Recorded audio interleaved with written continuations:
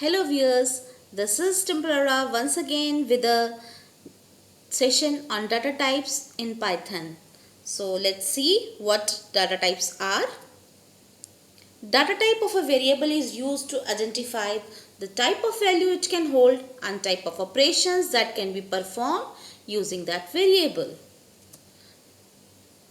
The various data types available in Python are the numbers, the sequences, the mappings, sets and none. Numbers can further be of type integer, floating point numbers and complex numbers. And we have a special category of integer called Boolean. And as far as sequences are concerned, we have the types lists, tuples and strings. And mappings, we have dictionary. So these are the data types. Let's talk about one by one. Numeric data type is used to store the numbers or numeric quantities, like we have a 5, 12, -9, where 5 can be age of a person, 12 can be marks obtained by a user, and -9 can be a decrease in the value. Then we have floating point numbers in Python to represent real numbers, the number with having the integer part as well as the decimal part separated by dot or the decimal point. We have positive values also and negative values also, and floating point number can also be represented in your exponential forms. And we have complex numbers having a real part and an imaginary part. Let's look at integer, float and complex values in this example. A is assigned a value 5, B is assigned a value 5.0 and C is assigned a value 2 plus 3j. Mind it, in mathematics we represent the imaginary part with I, but in Python it is represented as j. A number, a numeric value followed by j represents the imaginary part. So when we type the data type of A, type is a function which tells you the data type of a variable. So the data type of object A is int, the data type of object B is float, the data type of object C is complex. So there are integer, floating point numbers and complex numbers. When we simply want to see the value of A, we just write A on the interactive mode and we get 5 over here. For B we get 5.0 and for C we are getting 2 plus 3j. So suppose there is another variable fi with having certain values, calculation in expression. As it is, there is a floating point number, it results in a floating point value, and when we want that convert that floating point value into an integer value, we can use the int function. We can round off the values using the round function and it will be displayed only the integer part. But if I want to up to a particular value, then we can give round off the value to up to 2 decimal place or 3 decimal place as required. Now talking about the complex number, we can create a complex number by just writing x is equal to complex 1 comma 2, where 1 will become the real part and 2 will become the imaginary part. So when we write this command type x, it displays the type to be the complex, and when we print the value of x, it displays 1 plus 2j, and z is 1 plus 2j, type of z is complex. So when I write z is equal to 1 plus 2j in capital, type z, it displays complex. So we can write a small j as well as a capital J along with the numeric value while the complex numbers. Next we have special subcategory called the Boolean. It is a subtype of an integer data type.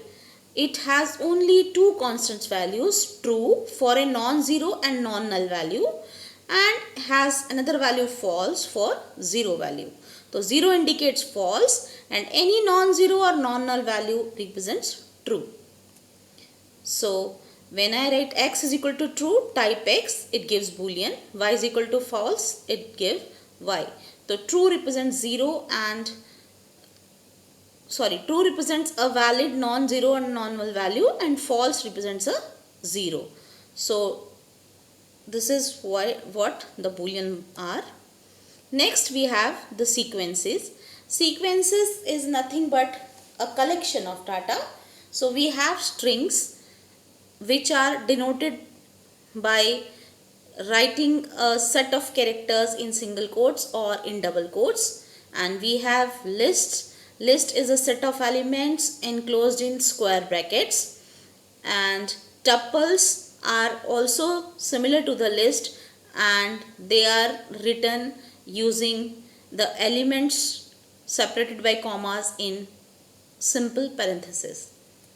Now we can see the strings. String is equal to Python tutorial. This Python tutorial is a string assigned to string 1. And when I want to access the 0th element of the string, then I write string 1 of 0. So P is at index number 0, Y at index number 1, T at index number 2, and H at index number 3, and so on and so forth.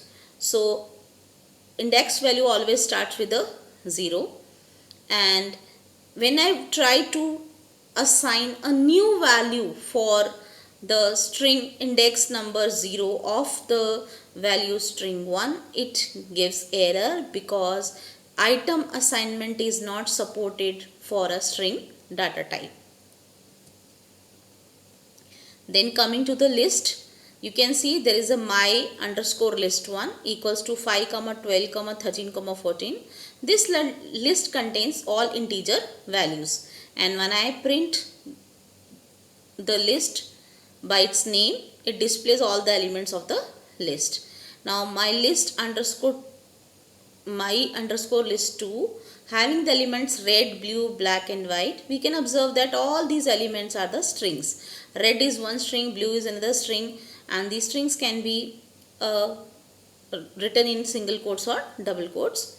So the strings also may be the member of a list. So we can have a list of integers, we can have a list of floats, we can have a list of strings also.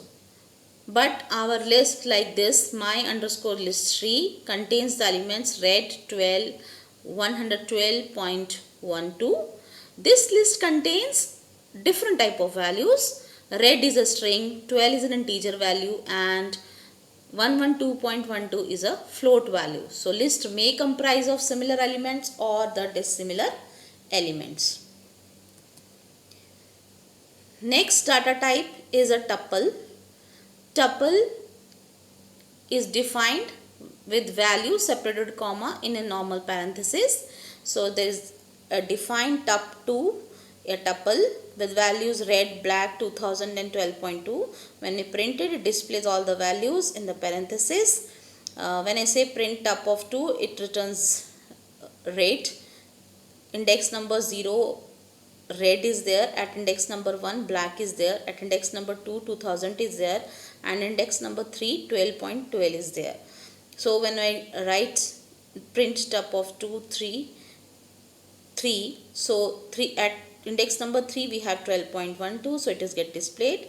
But when I try to write tup2 of 4, where 4 is an invalid index number because there are only 4 number element exist at index number 0, 1, 2 and 3 respectively. So there is no element at index number 4. So we get an error, index error called tuple index out of range.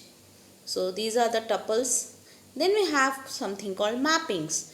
Mappings is generally used to define a collection with each having a collection with having a key value pair. Like we have, you can see various elements on the screen. There is an umbrella, there is a tree, there is a mat, there are fish. Various elements are there. So we give serial number 1 tree, serial number 2 mat, serial number 3 sea, serial number 4 fish, and serial number 5 a crab. So various elements can be there. So this 1 2 3 4 5 are the called the keys, and tree, mat, sea, fish and crab are said to be the corresponding values or the key values for the keys. So it is defined in curly brackets. PD be the dictionary created, and it has the keys, class, section, roll number, having the values 5, A and 12 as the respective values. So we have a key value pair. Each key value pair is separated by colon, and then each element of the dictionary is separated by a comma. So comma represents the beginning of a new element, and this colon indicates, the left side of the colon indicates the key, and the right side of the colon represents the value. So to print the corresponding value of a key, we can write print dictionary name followed by the key name in a square braces, and it displays the values corresponding to the whatever key we write in this brackets. So when I write print PD section, it displays A because the key value of this key section is A, and same way when I write print PD of roll number, the value corresponding to roll number is 12, so the 12 get displayed. And when I simply print PD without specifying the key value, the whole list is printed with curly braces. The next is sets in Python.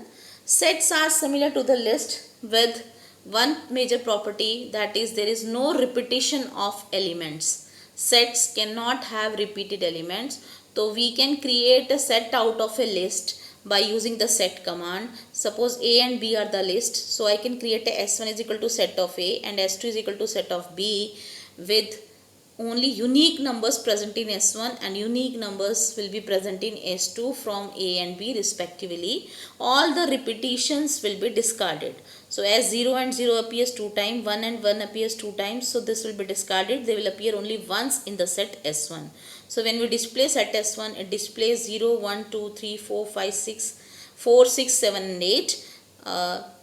We have initially 1 2 3 4 5 6 7 8 9 10 elements in the list A, but when we have created a set, we just have fewer elements. 0 1 2 3 4 5 8 elements are there.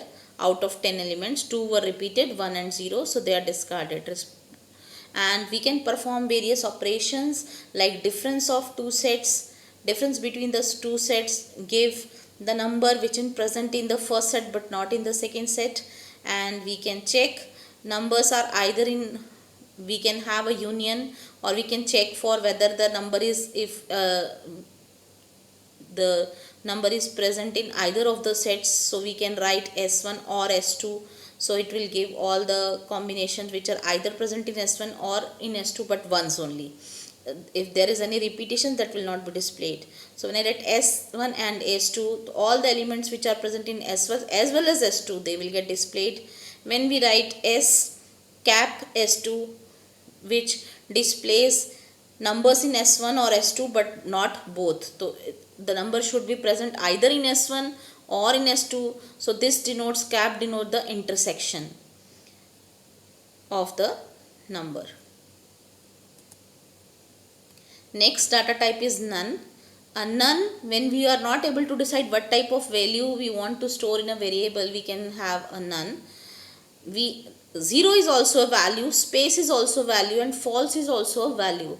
You cannot say the none and 0 are same, none and space is same, or none and false is same, because when you are comparing, we have A is equal to none is written, so A will become none. So type of none is none type, and when you compare none equals to 0, it results in false. None equal to space is false, and none equal to false is also false. So we can look at this example. X is equal to none, y is equal to 23, z is equal to 4.56. Just to denote that, we will have three variables, y and z, to store the values, and x for storing the result.